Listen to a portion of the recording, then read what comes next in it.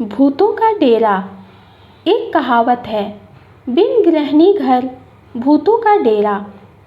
इस पर आज सुबह सुबह बहस हो गई। श्रीमती जी बोली, अगर मैं नहीं रहूं तो यह घर भूतों का डेरा बन जाएगा। आपने कभी मेरी वैल्यू नहीं समझी, मगर आपको पता चल जाएगा जब मैं 2-4 दिन को कहीं चली जाऊंगी, तब आप समझोगे कि औरत ही घर संभाल सकती है।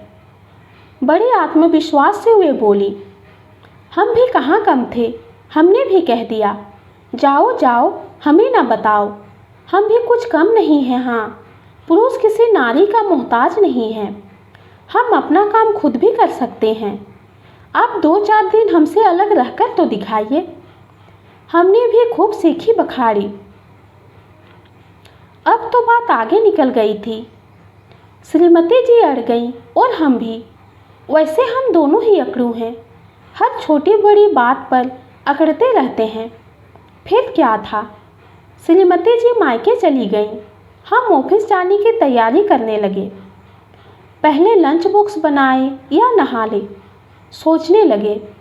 इतना समय नहीं बचा था कि लंच बॉक्स बनाया जाए, इसलिए सोचा ऑफिस की कैंटीन में लंच ले लेंगे, इसीलिए नहाने चले गए। अब तक बाथरूम में सब कपड़े वगैरह तैयार मिल जाते थे, इसलिए हम सीधे ही बाथरूम में घुस जाते थे। तो आज भी वैसे ही घुस गए। बाद में पता चला कि बाथरूम में टॉवल भी नहीं था। बड़ी शर्मिंदगी महसूस हुई और श्रीमती जी की कमी भी खली, मगर हमने भी मन ही मन सोचा कि ऐसी छोटी मोटी समस्या तो आएगी ही, इनकी क्या परवाह करना।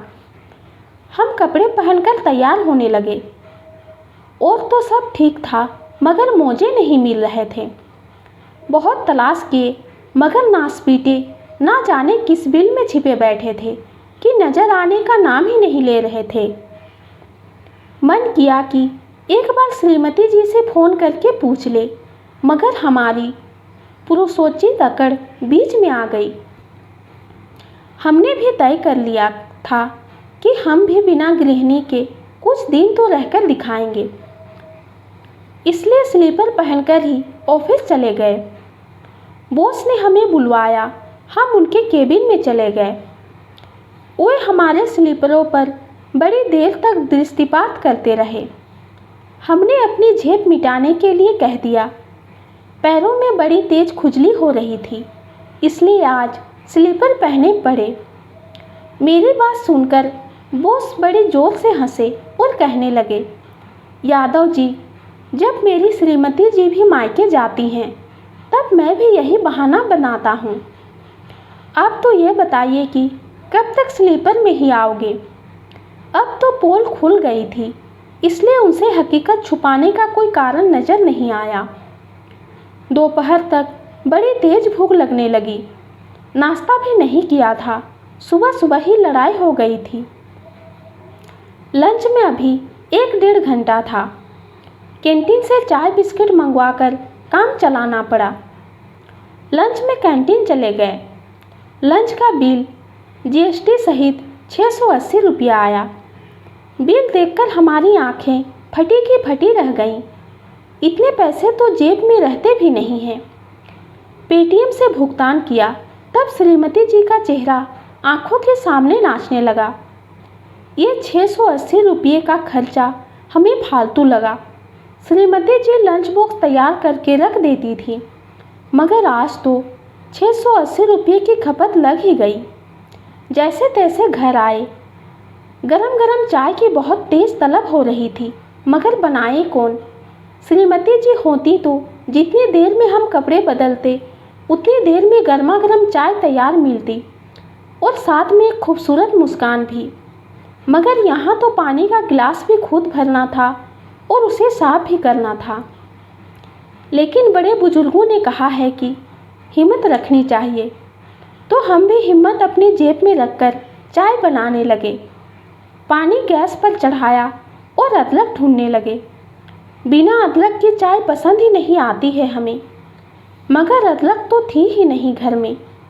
आज पहली बार बिना अदरक की चाय तैयार की, मज़ा नहीं आया।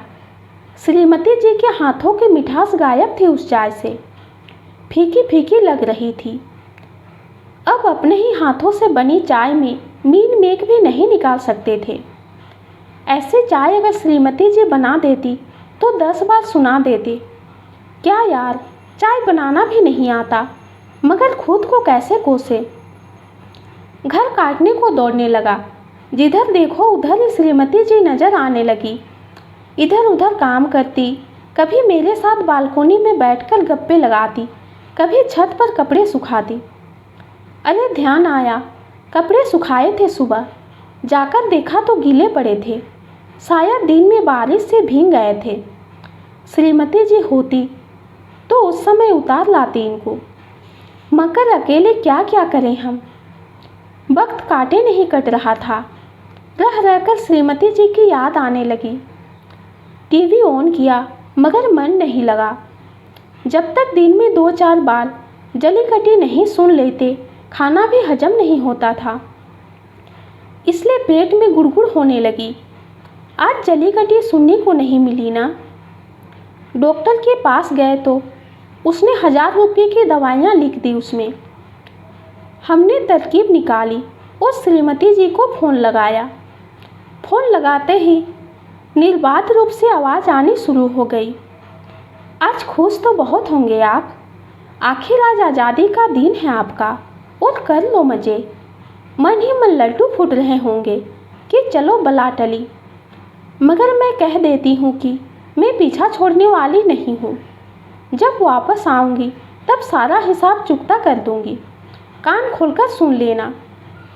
इतने सारे लताड़ वाले शब्द सुनकर पेट का हाजमा ठीक हो गया। गुड़गुड़ की आवाज़ आनी बंद हो गई।